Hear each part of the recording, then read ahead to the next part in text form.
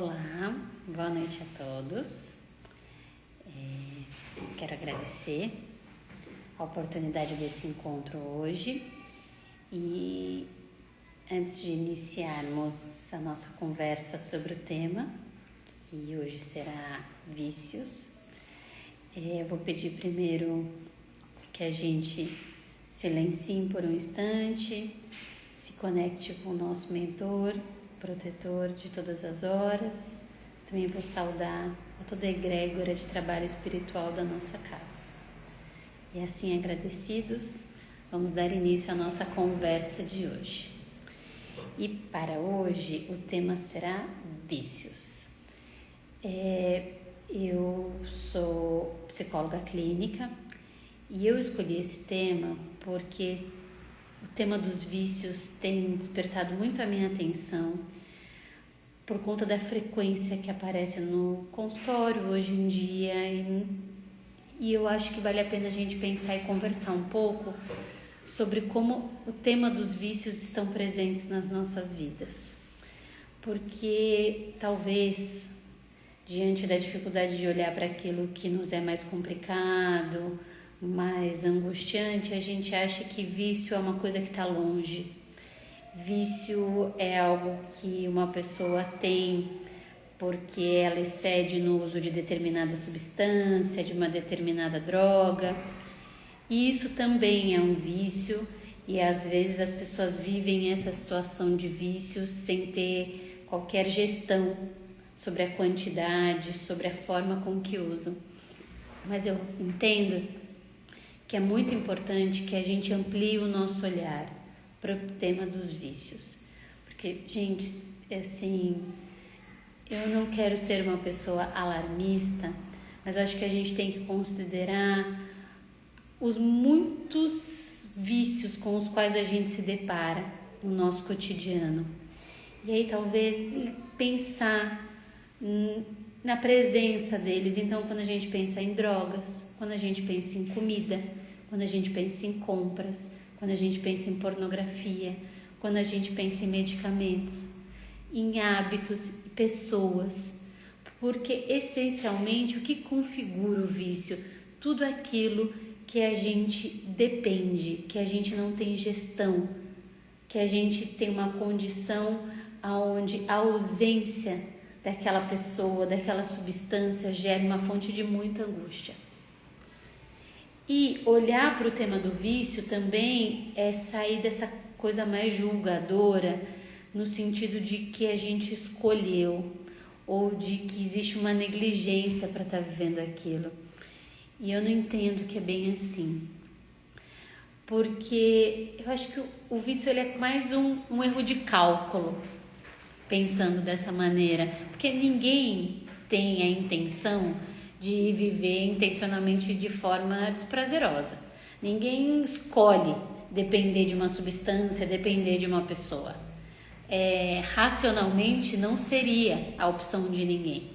Mas talvez a gente inicialmente se relacione com uma pessoa, com uma situação e aquilo traz um prazer, aquilo traz um alívio. E aí a nossa intenção é que aquilo aumente em frequência, porque me traz uma sensação boa, me traz uma sensação de prazer ou me traz uma sensação de alívio. Então, diante de uma situação difícil, eu encontro algo que me traz alívio, olha só, por que não repetir mais vezes? Por isso que eu digo que o vício, ele não necessariamente ele é uma escolha, ele se inicia como um caminho, uma vivência. Só que aí, já que eu vou tendo prazer naquela situação, eu passo a repetir. E passo a repetir aquilo numa frequência que às vezes eu nem me dou conta. Eu acompanho às vezes, depois da experiência do tempo que a gente viveu em pandemia, estatisticamente, por exemplo, cresceu muito o número do consumo de álcool. E aí, muitas pessoas relataram que no momento da pandemia, para relaxar, elas passaram a consumir bebida alcoólica em determinado momento do dia. E aquilo teve um efeito, só que sem que essas pessoas se dessem conta, elas começaram a aumentar o volume da bebida consumida. E para quem está de fora, pode parecer estranho que a pessoa não se dê conta que o volume cresceu. Mas não é tão óbvio assim quando você está vivendo uma situação. Quando aquilo te traz um alívio e um prazer, muitas vezes a nossa tendência é recusar que aquilo pode ser um problema, pode ser uma questão. E aí, no período da pandemia, esse consumo aumentou, trouxe alívio, trouxe um relaxamento, e aí algo que se estabeleceu, se tornou um hábito. E quando a gente está falando de hábito, parece que a palavra hábito ela é menos perturbadora. Porque é um hábito, algo que eu construí. Quando eu já chego no tema vício, é aquilo que me escapa. Então, muitas vezes, a gente nomeia de hábito. Mas é um hábito que se estabeleceu, que se eu for sincera, eu já não tenho mais a gestão que eu teria antes. E aquilo toma uma força muito grande. E associado a isso, eu percebo que para aliviar a minha ansiedade, eu recorro àquele consumo. Por isso que eu disse da importância da gente pensar no nosso cotidiano o que a gente faz para aliviar a nossa ansiedade, para aliviar a sensação de angústia. Tem um exemplo que é muito inicial na vida de todos nós, que quando a gente é bebê, a gente chora e aí em muitas situações nos é ofertado o seio em que a gente mama, alimenta e alivia aquela sensação de desconforto que o bebê está sentindo. Então, desde o início da nossa história, claro que a amamentação é um nutrir, mas também é associado de que a comida conforta. Então, diante de uma situação difícil, a comida alivia. Quantos de nós, diante de um dia mais difícil, não recorremos a uma comida, muitas vezes a um doce? Sabe aquela coisa que a gente tem no discurso do tipo, ai, hoje eu mereço, hoje eu vou me dar de presente. Tá tudo bem. Agora, a gente não se dá conta de quanto a comida, ela passa a cumprir esse lugar de compensação, de alívio. E aí, ela já não tá ali mais para me nutrir. Por isso que, vamos pensar nossa relação com a comida. Não vou generalizar, cada um tem uma história, mas na história de muitos de nós, a comida cumpre um lugar para além do tema da nutrição, do alimentar. Porque a gente até sabe, hoje em dia, com a quantidade de informação que se tem, a gente até sabe já o que faz bem e o que faz mal. E não é sobre isso conseguir fazer as escolhas, porque por vezes é tão atrativo e o que geralmente alivia e traz o relaxamento são comidas que são mais calóricas, porque substancialmente elas cumprem esse lugar no nosso organismo.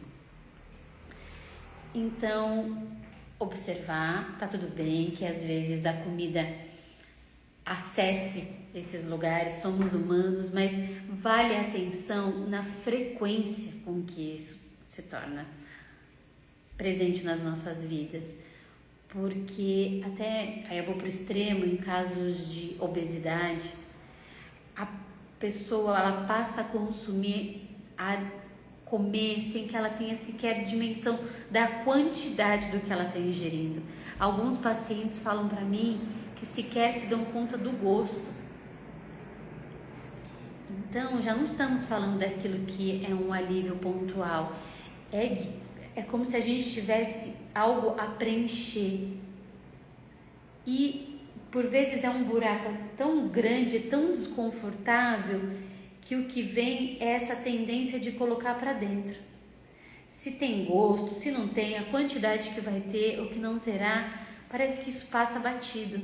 Isso vale para todas as outras coisas. Então, quanto às vezes num dia difícil, a gente fala, vou me dar de presente essa roupa. E aí, as compras, elas têm esse lugar também de preenchimento. E que pode ser um prazer, mas que muitas vezes pode avançar numa intensidade que seja nocivo. Então, assim como eu posso comer para além do que o meu corpo precisa e comporta, eu posso consumir e comprar para além do que as minhas contas permitem. Então, toda vez que a gente fala do vício, é esse comportamento, é essa situação que toma uma proporção maior do que aquilo que é possível, do que a minha realidade comporta. Eu fico muito mais tomado pelos meus ímpetos, pelos meus impulsos, do que pela minha razoabilidade. E aí, volto a dizer que cada um de nós talvez tenha uma predisposição a se ceder em determinada situação. Como eu disse, ou na comida, ou na compra, ou em determinados hábitos, ou uma necessidade permanente de higienizar uma casa quando ela não necessariamente precisa de tamanha higienização, também é um vício. Se eu preciso constantemente limpar determinada região, se eu preciso constantemente lavar minha mão, se eu preciso com muita frequência checar se a maçaneta está fechada, tudo isso são vícios. E eles estão muito presentes, por isso a necessidade de ter atenção e de ser sincero consigo mesmo nesses momentos em que a gente excede. Só que geralmente os excessos, eles trazem desconforto. Então, muitas vezes a tendência é que a nossa cabeça crie mecanismos que tentam reduzir a relevância do que está acontecendo ali, faz a gente pensar que não é tão importante assim, que não é nada, e talvez não seja, mas talvez seja. Historicamente, a gente vive uma realidade onde a gente tem a maior liberdade, considerando os nossos ancestrais. Então, no sentido do que a gente quer consumir, nas escolhas que a gente gostaria de fazer. Não estou dizendo que temos muito a avançar e que tem uma série de restrições, não estou invalidando isso, mas estou pensando que assim, pensando nas nossas avós, nas nossas mães, a gente vive uma realidade onde a gente pode escolher na maior parte do tempo, porque já não nos é imposto algumas normas. Por exemplo, eu posso escolher a idade com que eu quero casar, eu posso escolher se eu quero ter um filho ou não, eu posso escolher a minha profissão. E tudo isso é uma conquista muito valiosa. Infelizmente, nem todos têm essa opção ainda no nosso planeta, no nosso mundo. Mas o que compromete a nossa capacidade de escolha? Se a realidade, se o mundo comporta cada vez mais que a gente possa escolher, parece que esse lugar do vício vai minando a nossa capacidade de escolha sem que a gente perceba. Porque o vício é aquela circunstância que priva você da escolha. Então já não é mais o externo que me delimita e diz que eu não posso, que eu não devo, que é errado. A limitação passa a se manifestar através das minhas questões internas. Eu estou tão tomada por aquele desejo, por aquela dificuldade de resistir a uma situação que de alguma maneira isso compromete a minha liberdade. Eu passo a organizar minha vida, a minha rotina, não a partir daquilo que eu desejo, que eu quero construir, mas eu passo a organizar minha rotina a partir da situação, do que me propicia para acessar aquilo que me dá prazer. Mas não é um prazer de construção, é um prazer de repetição. Então, vou dar um outro exemplo. Hoje, muito frequente, os jogos. Então, eu organizo a minha vida não a partir daquilo que beneficia a minha saúde mental. Eu organizo o meu dia para que eu possa mobilizar o máximo de tempo possível para poder jogar. E aí, por isso que eu digo, o que a gente está fazendo com a nossa liberdade? Estamos sendo realmente livres quando eu preciso organizar o meu tempo para poder jogar o máximo que eu puder? Então, é esse senso uma liberdade que se compromete não mais pelo externo, mas pelo interno. Como a vida passa a ficar restrita, porque eu preciso satisfazer essas necessidades. Então, acho que um ponto da conversa que eu queria ter hoje é para a gente pensar.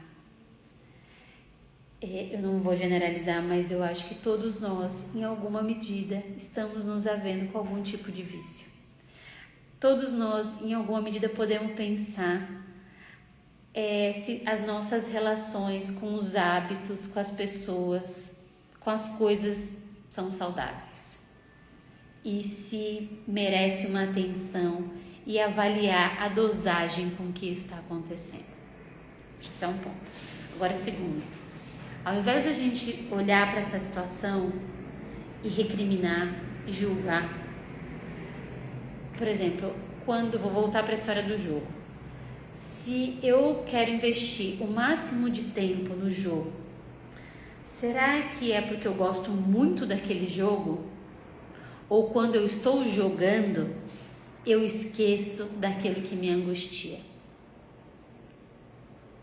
Acho que também vale essa pergunta.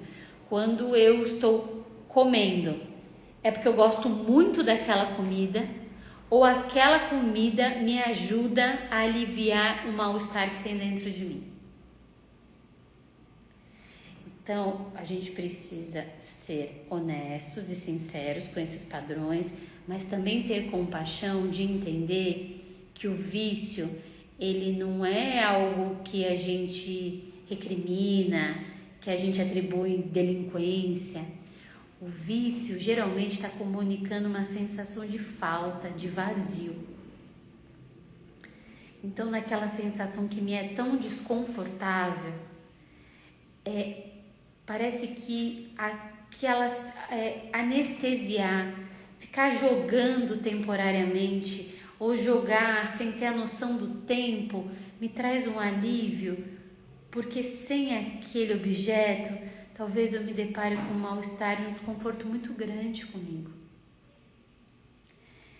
Então pensando no que a gente conversou até aqui, eu tô lá, começo com alguns hábitos, com algumas vontades, entendo que aquilo me alivia. Então, começa assim, de maneira prazerosa, de maneira espontânea, e vai ganhando intensidade. Então, aquilo que era gostoso passou a aliviar minha ansiedade e foi aumentando em volume, em frequência, de uma maneira que quando eu não faço aquilo, eu fico irritada, eu fico desorganizada. Então, aí eu paro e falo, opa, em que momento isso aqui deixou de ser uma escolha e passou a ser um vício? Em que momento isso daqui está me ajudando a lidar com esse vazio, com essa insatisfação que tem dentro de mim? Estou dizendo que é tarefa fácil não, porque olhar para dentro de si e ver o vazio é muitas vezes assustador. Por vezes, entre olhar para aquele vazio e entender as mudanças e o que eu vou ter que cuidar para que a vida tenha um outro caminho, vai ser trabalhoso, pode ser que me entristeça. Então, aqui é um caminho. Mas também não olhar tem um preço caro demais, gente, porque quanto mais eu dependo dessa situação para me aliviar, mais privado da minha liberdade eu fico. Mais restrita passa a ser minha vida. E como é que eu posso acessar as minhas potencialidades? Aquilo que eu sei fazer bem, aquilo que me estimula a crescer, se na maior parte do tempo eu estou tentando fugir daquilo que tem de ruim? Né? Como é que eu vou entender o que a Verônica gosta, aonde a Verônica deseja estar, se quando eu paro comigo o desconforto é tão grande e aí a minha vontade é correr e me preencher de alguma tarefa que faça eu pensar o mínimo possível em mim?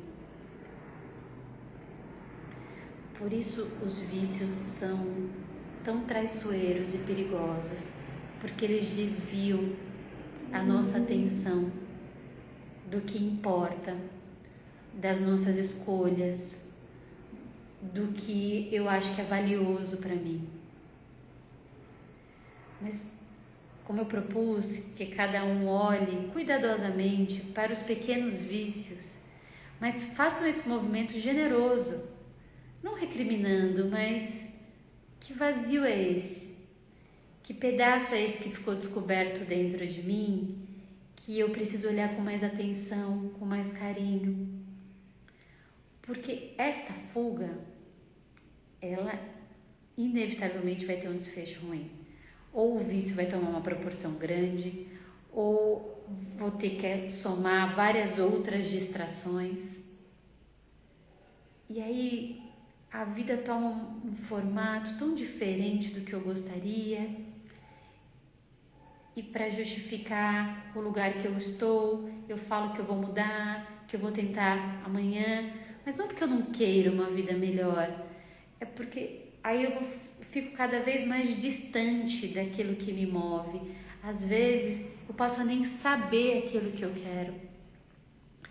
Tem uma pergunta muito simples que às vezes eu faço para os pacientes, que é: o que você gosta de fazer? Gente, eu tenho me impactado com o número de pessoas que não conseguem responder isso. Como você está construindo uma vida onde você não sabe responder o que você gosta?